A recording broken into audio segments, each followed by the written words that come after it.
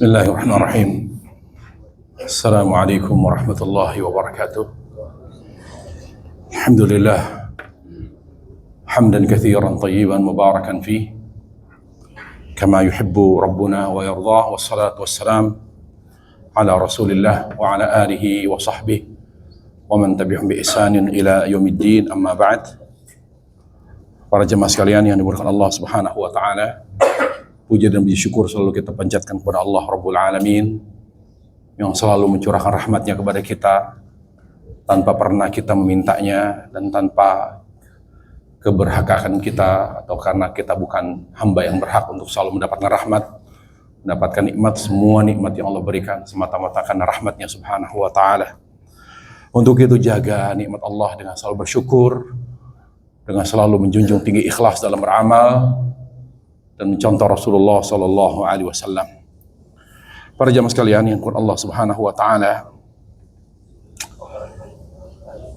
pada kajian kita pada hari ini terkait dengan amalan sehari semalam, kita akan membahas tentang bisnis atau perniagaan yang sesuai dengan tuntunan Nabi sallallahu alaihi wasallam. Karena kita tahu di akhir zaman, kata Nabi SAW, di antara tanda akhir zaman, banyak kaum muslimin yang cenderung kepada bisnis. Mereka mungkin punya pekerjaan, tetapi sampingannya itu jelas adalah lebih menghasilkan.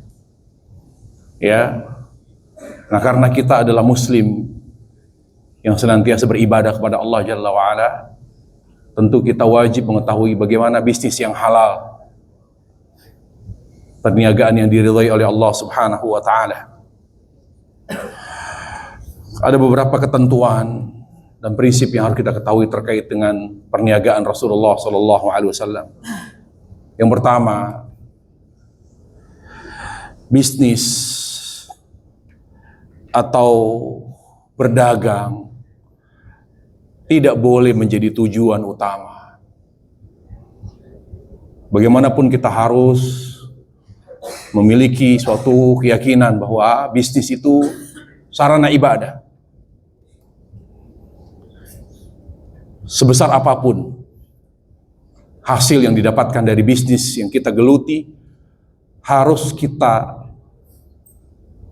tetapkan sebagai sarana ibadah kepada Allah Jalla wa'ala. Karena bisnis itu sarana ibadah. Beda kalau kita bukan muslim. Jadi sadarkan diri kita, kita siapa? Kita klasifikasi dulu diri kita muslim atau non muslim, gitu aja. Kalau kita sadar muslim, ya nggak boleh bisnis itu jadi tujuan. Bahkan Nabi Alisa mengatakan, wala taj'alid dunya akbar hammina. Jangan biarkan aku memiliki hati yang menjadikan dunia menjadi ambisi utama kami, ya Allah. Nah, bagaimana caranya kita menjadikan bisnis sebagai sarana ibadah kepada Allah Tabaraka wa ta'ala? Yang pertama, bisnis tidak boleh melalaikan. Tidak boleh bersifat melalaikan dari zikir, dari salat terutama. Dan Allah sudah ingatkan itu dalam surat An-Nur ayat 37. Allah katakan, rijalu la tulhihim tijaratun wala bai'an dzikrillah wa iqamis shalah wa ita'iz zakat. Laki-laki pelaku bisnis yang baik, sebagai muslim sejati, pelaku bisnis juga, dia tidak akan pernah dilalaikan oleh perniagaan, oleh bisnis, dari zikir kepada Allah, dari salat, dari zakat, tetap zakatnya. Dan Allah Subhanahu wa ta'ala juga mengajarkan bagi mereka yang menjadi pelaku bisnis, muslimnya pelaku bisnis, entrepreneur misalnya, dia sadar bahwa dia berdagang, berbisnis, ya, dengan tidak melalaikan. Dia yakin apa yang berada di sisi Allah itu jauh lebih baik. Dengan kita berdagang yang bersifat islami, tidak melalaikan, akan mendatangkan keberkahan. Allah Ta'ala berfirman surah Al-Jumu'ah ayat 11, wa ma indallah, maqul ma indallah khairun minal lahwi wa minat tijarah. Yang kita cari dari seorang muslim itu bukan kaya, tapi berkah dulu. Kalau kita non muslim, kaya dulu, tapi mereka tidak punya keberkahan. Kita sebagai muslim, kita cari berkah dulu baru kaya. Bukan kaya dulu. Karena kalau udah kaya belum tentu bisa ibadah. Tapi kalau berkah, bisa kaya dan bisa beribadah kepada Allah, nikmat. Dengan kekayaan kita bisa menunaikan ibadah haji, kita bisa berumrah, kita bisa bersedekah, kita bisa berzakat. Dan banyak sekali manfaat yang kita lakukan. Kemudian juga tidak bergerak dalam bidang yang haram. Dan bisnis-bisnis yang haram. Kembali lagi dia sadar, dia yakin ibadah bukan tujuan. Sarana ibadah kepada Allah. Kita tidak mungkin mendekatkan diri kepada Allah dengan bisnis yang haram. Jangan lihat hanya untung. Tapi buat apa kita mendapatkan untung besar, tapi kita kehilangan ridha Allah Jalla wa'ala. Hidup nggak lama. Naimud dunya zail. Hidup kenikmatan dunia itu akan berakhir. Buat apa kita korbankan kenikmatan yang abadi akhirat demi kenikmatan dunia yang sementara. Kemudian hindari cara yang haram. Cara-cara bisnis yang haram. Syekhul Islam Taimiyah rahimahullahu taala dalam kitab Majmu' Fatawa beliau mengatakan, asal dagang bisnis dalam Islam itu halal. Allah Ta'ala berfirman, wa halallahul bai', semua perniagaan itu halal. Jadi kita jangan mengatakan bisnis ini haram apa enggak, ini boleh atau tidak, itu salah. Jadi kalau ada ustaz sering mengatakan ini tidak boleh, ini tidak boleh, lebih mengesankan bahwa dalam bisnis itu banyak enggak bolehnya, itu salah. Karena dipertentangan dengan kaidah hukum asal yang Allah letakkan, bahwa asal bisnis itu halal. Bisnis apapun, dengan cara apapun, dalam bidang apapun halal. Itu asalnya. Pegang itu. Wa halallahul bai'. Jadi kita nggak usah ragu untuk bisnis. Wah, boleh nggak ya? Apa jangan-jangan syubhat? Yakini dulu itu bisnis halal. Lalu kata Syekhul Islam, lalu perhatikan 3 hal. Al-buyu'ul muharramah fil Islam bithabi 3 asya.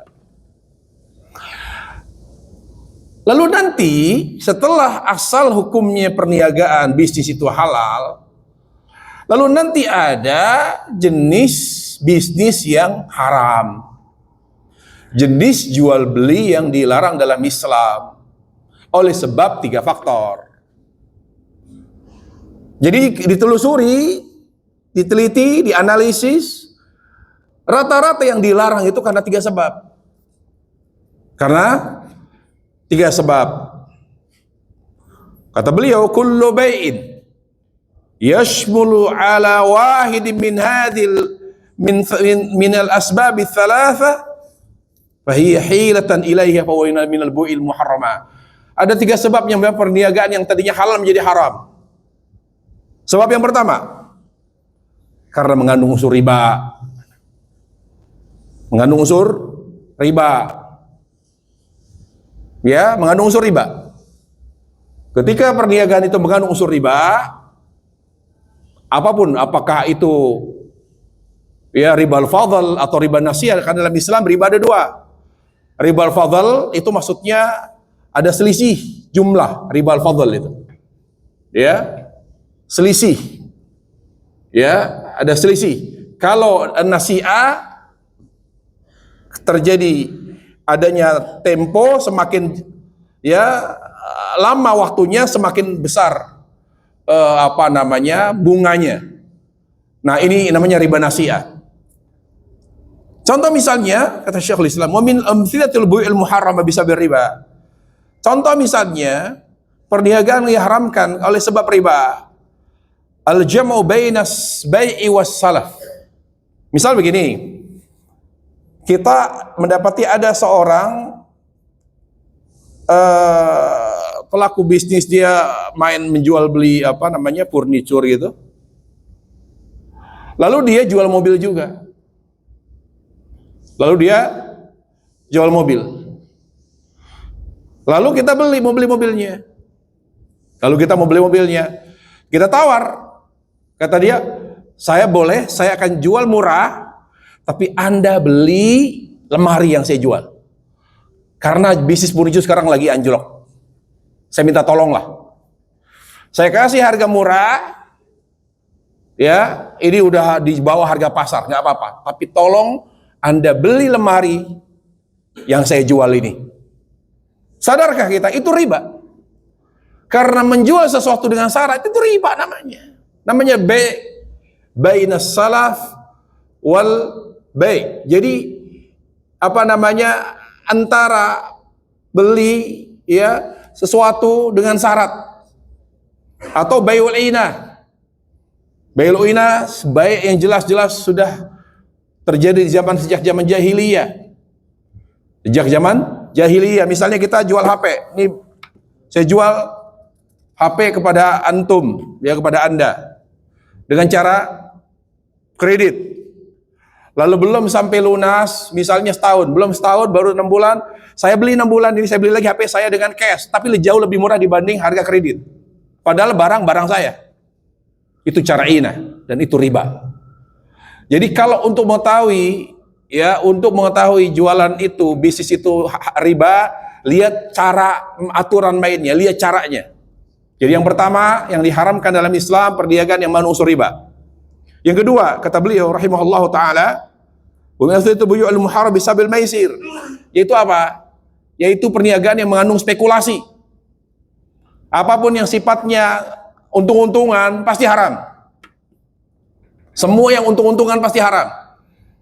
Makanya para ulama mengharamkan jual beli sistem MLM.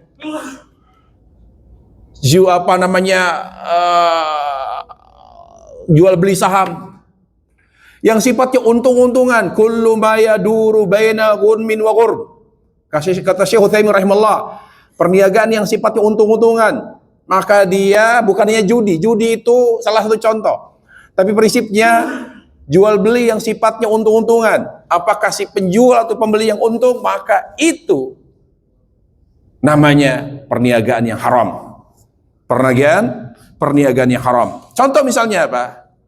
Bai'u ma la yaqdir ala taslimi.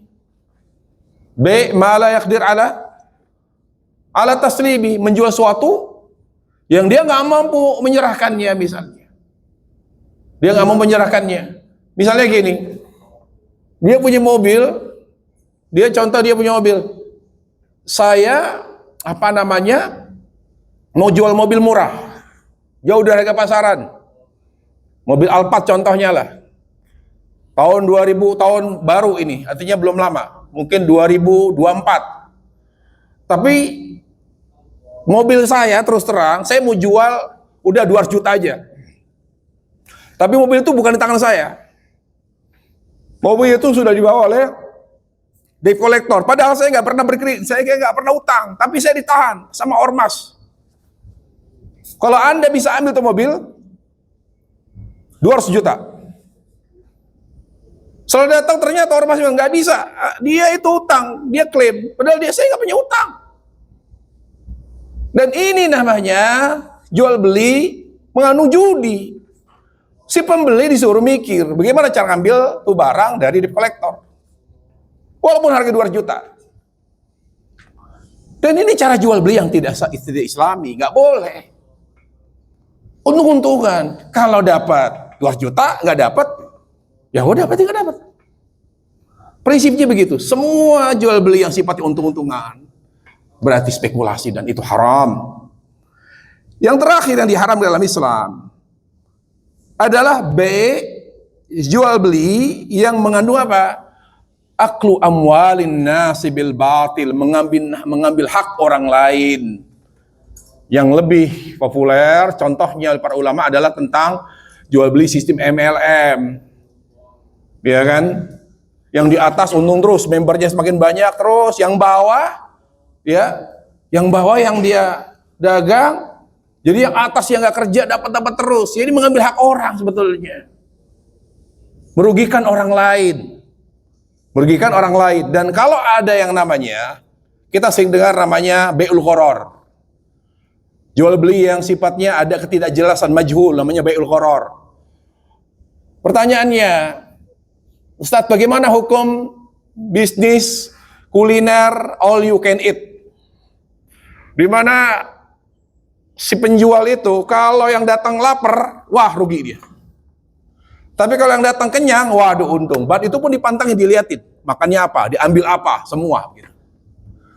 Apakah itu haram? Para ulama mengatakan yang namanya jual beli pasti ada unsur ketidakjelasan. Tapi kalau gharornya tidak banyak, masih lebih mendatangkan maslahat, keuntungan yang lebih besar, maka tidak haram. Ya. Adapun yang gharor, sesuatu yang lebih besar mudaratnya, ketidakjelasannya lebih besar, maka itu dilarang dalam Islam karena merugikan. Karena merugikan. Nah, termasuk yang merugikan bukan hanya sesuatu yang materi. Merugikan itu mesti merusak silaturahim, makanya kita nggak boleh menjual sesuatu di atas penjual saudara kita. Misalnya kita pedagang, sebelah-sebelahan, HPK, pakaian, ada sebelah calon customer bilang, udah ngelawar, lalu kita dengar sini. Itu tadi Anda mau beli apa? HP, merek apa? Oh, ngasih berapa sebelah? Udah sini sama saya lebih murah. Haram hukumnya. Bukan merusak materi, tapi merusak ukhuwah. La yabi' ba'dhum 'ala ba'i ba'd. Tidak boleh orang menjual di atas penjualan saudaranya. Karena merusak. Karena ukhuwah Islamiyah di atas perniagaan, di atas bisnis, di atas uang. Dan ini prinsip yang diajarkan oleh Islam. Jadi dalam Islam juga diajarkan adab, bukan hanya untung yang dicari. Nah, itulah beberapa kaidah yang disebutkan oleh Syekhul Islam seputar jual beli. Kemudian juga berikutnya adalah adab. Kita juga harus punya adab. Nah, ini yang saya bahas di buku saya ini, adab-adabnya. Perhatikan para jemaah, kalau kita berada di pusat perbelanjaan, apakah itu tradisional, modern, jangan lupa baca doa. Saking terpananya dengan megahnya mall. Sekarang lagi tren nih, mall, Rojali, apalagi tuh. Jadi cuma jalan doang tapi nggak beli. Ya, mudah-mudahan di sini teman-teman Pelindo nggak ada cuma Rojali gitu loh.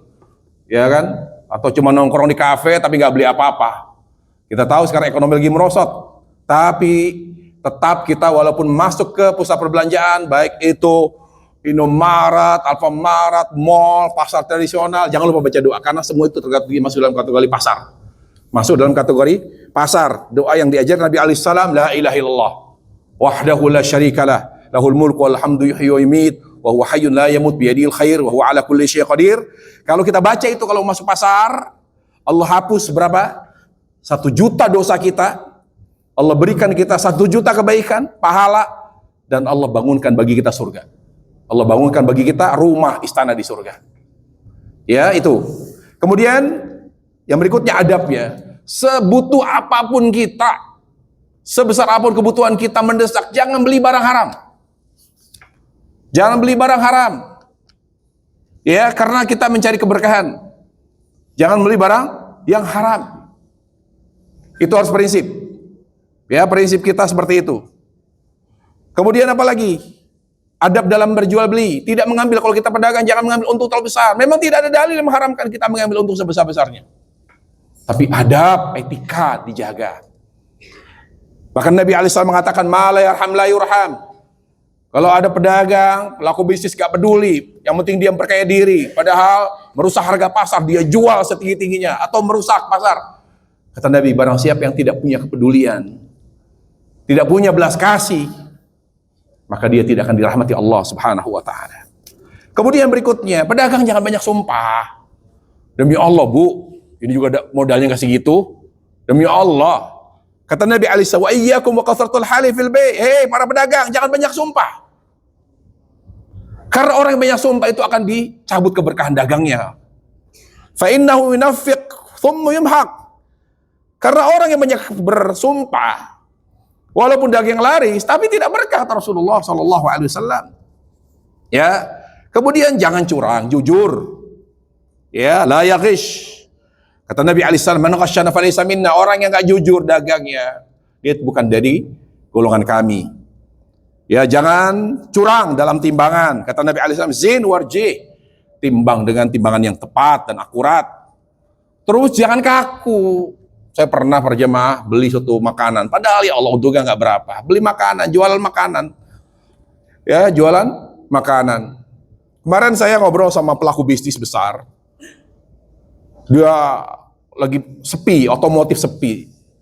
Dia seorang pengusaha di Kemayoran sana, dia bilang, Saya bilang sepi kok, sepi. Luar biasa, sepi betul. Tapi ada beberapa jenis bisnis yang stabil. Apa diantaranya kuliner. Kalau mau kuliner, ya. Kalau mau kuliner. Jadi saya contohkan masalah kuliner. Ada orang jualan kue. Gak berapa untungnya. Sudah untungnya kecil, UMKM. Saya beli, gak senyum. Mbak, ini berapa? Sekian. Mbak, beli 2. Ya tunggu sabar. Astagfirullahaladzim.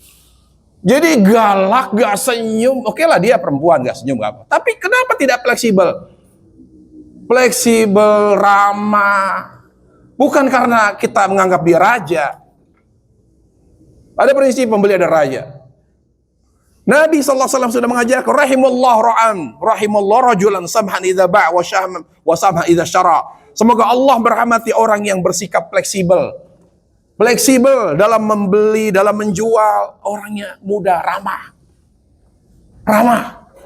Wallahi saya pernah makan di daerah Cawang waktu saya makan bersama direktur Waskita itu. Saya ditraktir, kemudian direktur Waskita itu bilang, "Pak Ustadz saya bayarin." "Oh, jangan Pak, nggak apa-apa." Pas mau dibayarin, dikasih uang 100.000 kata ibunya, "Maaf Pak, nggak ada kembalinya. Udah bawa aja." "Loh, Bu, jangan. Kalau saya nggak balik lagi?" "Oh, udahlah, berarti bukan rezeki saya." Subhanallah. Bukan rezeki saya kalau memang Bapak nggak balik lagi, nggak apa-apa.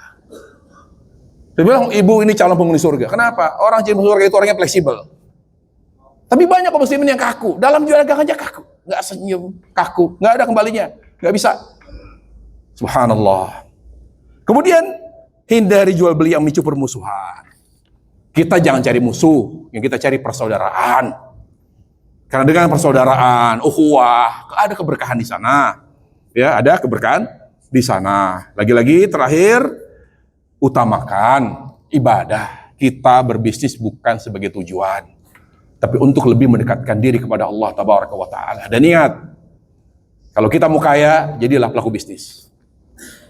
Karena para ulama berbeda pendapat, mana rezeki yang paling menjadi jalan terbaik untuk mendapatkan materi sebanyak-banyaknya, untuk mendapatkan harta yang lebih berlimpah. Ulama khilaf, ada yang bilang petani, ada yang bilang pedagang, ada yang bilang ini macam-macam. Tapi yang sahih dari pendapat ulama, bahwa jalan terbaik untuk memperoleh rezeki yang berlimpah, dagang. Dagang itu jalan terbaik. Kalau kita mau kaya jadi pedagang. Jadi nggak ada karyawan kaya tuh nggak ada. Petani ya sebagian lah, kalau dia memang pengkulak atau dia bos gitu ya. Tapi rata-rata pelaku bisnis itulah dialah yang kaya. Apalagi kalau dengan cara yang halal. Allahu Akbar. Sudah kaya, bisnisnya halal, nikmatnya luar biasa. Kita orang Islam nggak boleh nggak punya ambisi jadi orang kaya. Harus punya orang kaya ambisi. Kita pengen seperti Uthman, kita pengen seperti Abdurrahman bin Auf, harus supaya apa? Bisa bermanfaat bagi orang. Hina kita, malu orang Islam, banyak yang pada jadi ngemis. Orang-orang Islam, mereka minta sumbangan musola aja ngecrek, malu kita. Apa nggak ada donatur? Umat Islam kemana zakatnya? Kemana infaknya? Kita melihat saudara kita yang sekarang di Gaza kelaparan. Saya banyak bayi-bayi yang mati, bayangin. Gara-gara diblokade oleh Israel. Kita mau bangun tuh gimana? Bantu 10.000. Bantu apa? Di sana kos sangat mahal sekali. Banyak saudara kita sekarang yang susah sekarang. Bagaimana kita bantu mereka? Anggaplah Anda gajinya gede, tapi tidak sebesar orang pelaku bisnis. Pekaryawan diatur oleh orang. Kalau kita bebas. Kita dapat penghasilan, kita bisa melakukan banyak hal di waktu-waktu senggang, membantu orang segala macam. Wallahi, jadilah setiap muslim pelaku bisnis. Jangan hanya mengandalkan gaji. Ya, pelaku bisnis yang sukses, yang halal. Jadikan besaran ibadah kepada Allah Subhanahu wa Ta'ala dengan berbisnis yang menghasilkan untung yang besar, yang halal. Insyaallah Allah Subhanahu wa Ta'ala akan memberikan ridha kepada kita semua. Semoga Allah Subhanahu wa Ta'ala memberikan taufik kepada kita sehingga memberikan yang terbaik kepada kita. Wallahu ta'ala alam wa sallallahu wasallam wa baraka Muhammad wa ala alihi wa sahbihi wasallam. Subhanakallah bihamdik, asyhadu an la ilaha illa anta, astaghfiruka wa atubu ilaik. Assalamualaikum warahmatullahi wabarakatuh.